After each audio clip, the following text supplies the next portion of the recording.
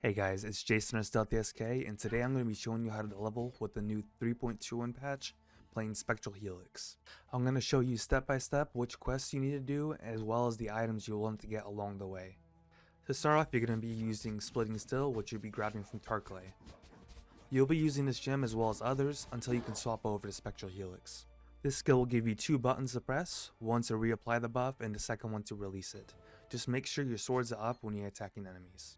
The next step is to finish the medicine chest quest.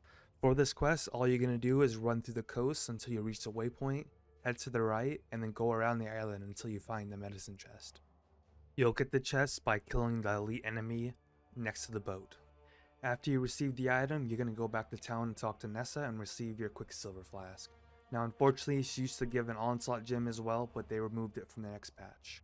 Instead of Onslaught, we're just going to be using melee support once you hit level 18.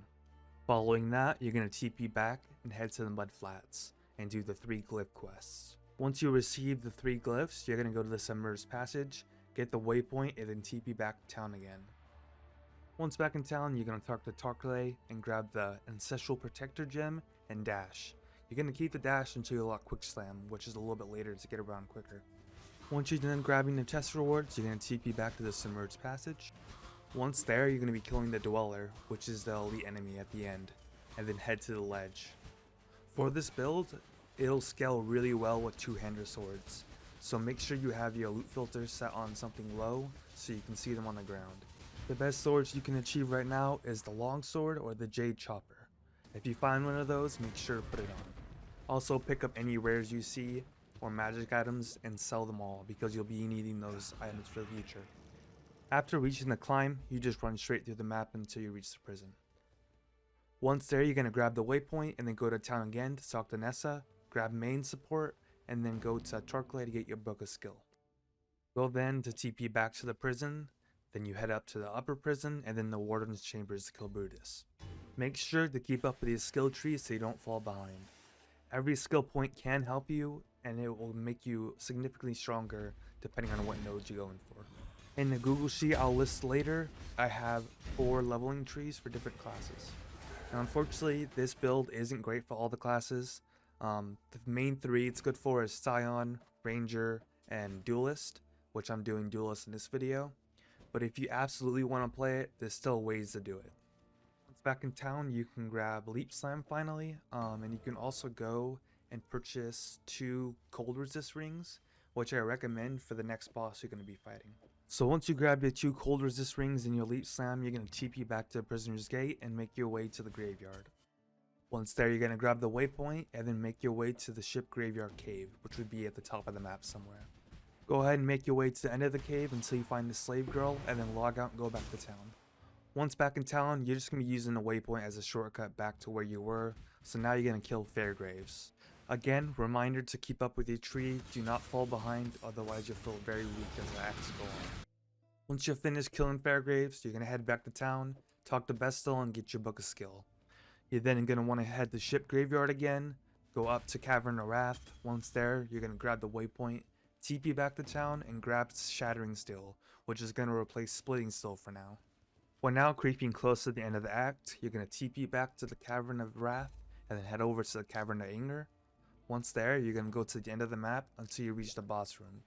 This boss can be tough at the league start, but with your 2 rings you bought from Nessa, you can kill this boss pretty easily.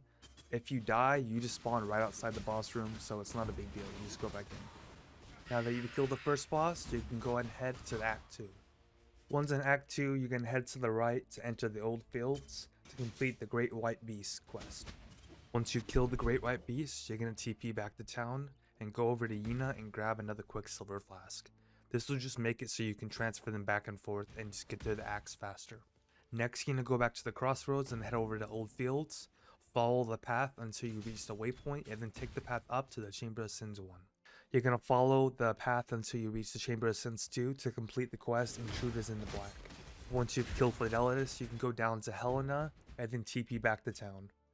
Once back in town, you're going to talk to Groose and suck the gem Blood Rage, and then go over to Yuna and purchase the gems Herald of Ash and Herald of Purity. Next, you're going to go and head left into the riverways in the town. You're going to follow the stone path until you reach the first waypoint, and then continue on until you reach the next zone. Once you're in the western forest, you're going to follow the path again until you reach the waypoint, and then find Illyria and kill her. Once dead, you're going to want to head south all the way down until you reach the Blackguards. Go ahead and pick up the quest item, unlock the seal, and then start heading back north until you find the Weaver's Chambers. Once you've reached the Weaver's Chambers, you're going to follow the map until you reach the boss room. Once you've killed him, you're going to go ahead and pick up this quest item and then TP back to town. You're then going to talk to Silk and grab the faster attack support. Once you receive the faster attack support, go ahead and TP back to Lion Eyes Watch, and then talk to Nessa and purchase the War Banner. After getting War Banner, also grab Spectral Helix. This is where you can swap off. I'll be explaining the links and what levels to swap off after the video. After you get your full Spectral setup, this is a very strong combo. You'll be able to annihilate any enemies you run into. Here's just a few demonstrations of how strong it is against mobs the same level as you.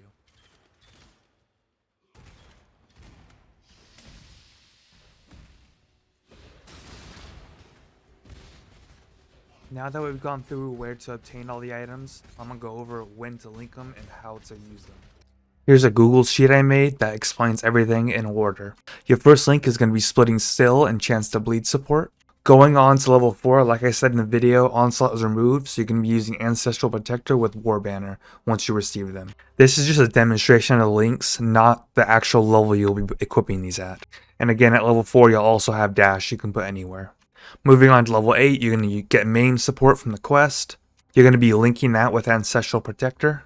At level 10, you're going to be replacing Dash with Leap Slam. At level 12, you're going to be replacing Splitting Steel with Shattering Steel.